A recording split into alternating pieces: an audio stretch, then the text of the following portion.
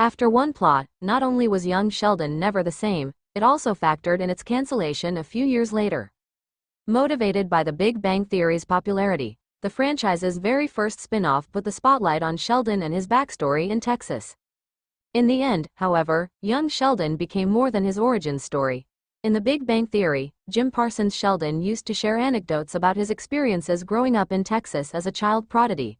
While the majority of his stories ended up being accurate, many of them were either inaccurate or straight up wrong. Besides the plot inaccuracies, however, young Sheldon was a solid offering for CBS. So, it was surprising when it was announced that young Sheldon was ending with 7 seasons. At this point, the show was posting high ratings and was network TV's top comedy. Its wrap-up is often associated with George's inevitable death and Sheldon's move from Texas to California. That said, the path to its end actually started way earlier. Sheldon graduated high school in Young Sheldon Season 4, Episode 1. The Cooper twins both finished their respective levels. It was long established that Sheldon didn't experience the traditional educational timeline because he was so smart. When The Big Bang Theory prequel started, he jumped to high school, leaving Missy and becoming Georgie's classmate instead. Just a few years later, he also breezed through that level, graduating as the valedictorian in Young Sheldon Season 4, Episode 1, Graduation. Arguably one of the most touching episodes of Young Sheldon in terms of Missy and Sheldon's sibling arc, Graduation, is also monumental in other ways. Besides the Cooper twins graduating in their respective classes, it also featured Mayim Bialik's first voice cameo as Amy, which confirmed that she and Sheldon have a son sometime after The Big Bang Theory ended. Beyond those storytelling revelations for Chuck Lorre's comedy franchise, one overlooked thing that Young Sheldon Season 4, Episode 1 did was function as a turning point in The Big Bang Theory prequel comedy. After Graduation, the CBS spin-off was never the same, at least in terms of how it handled its storytelling approach. How Sheldon's graduation drastically changed young Sheldon. Sheldon subsequently started college. After Sheldon's graduation, young Sheldon spent several episodes in the summer before he started college at East Texas Tech.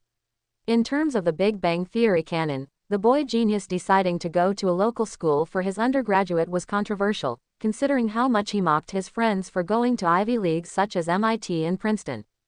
It effectively phased out stories at Medford High School where Missy and Georgie were still at. Once Sheldon started college, however, things gradually changed for the Cooper family and young Sheldon, in general. Firstly, it effectively phased out stories at Medford High School where Missy and Georgie were still at. The majority of narratives in that setting were about George's work.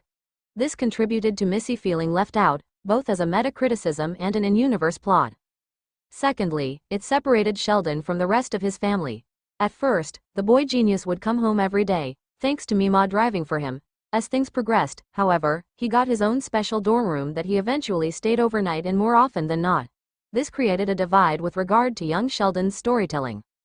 Whereas most episodes in its first 3 seasons included a dinner scene with the whole family, Sheldon's separation made this a rarity. Narratives became two-pronged, one about whatever was happening with Sheldon at East Texas Tech and the other was about the crisis of the week back at home. At some point, however, the Coopers' arcs became more interesting than Sheldon's. This can be chalked to Sheldon's school adventures weren't exactly new.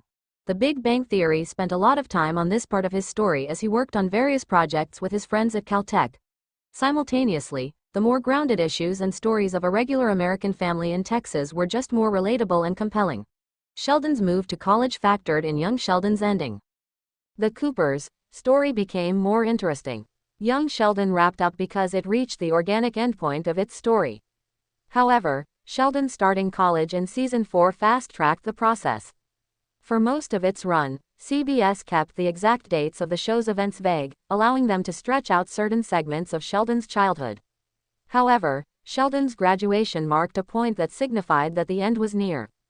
Unfortunately, the end of Sheldon's childhood in Texas went hand in hand with George's demise, which was saved until the final episodes of Young Sheldon. Couple that with the declining interest in Sheldon's story, and the writers didn't really have any extra motivation to continue the divided story setup for much longer. Unfortunately, the end of Sheldon's childhood in Texas went hand in hand with George's demise, which was saved until the final episodes of Young Sheldon. In an ideal world, Young Sheldon could have just rebranded into the Coopers, the same way that the Roseanne revival did when it had to become the Connors. This way, all the remaining Cooper family members that are still left in Texas can properly continue their story. While Georgie and Mandy's first marriage somehow does that, Mary, Missy, and Mima are no longer the focal point of the new show. Young Sheldon ended Sheldon's prequel story, but the Coopers could have continued their narrative without being relegated to side characters had the rebrand happen.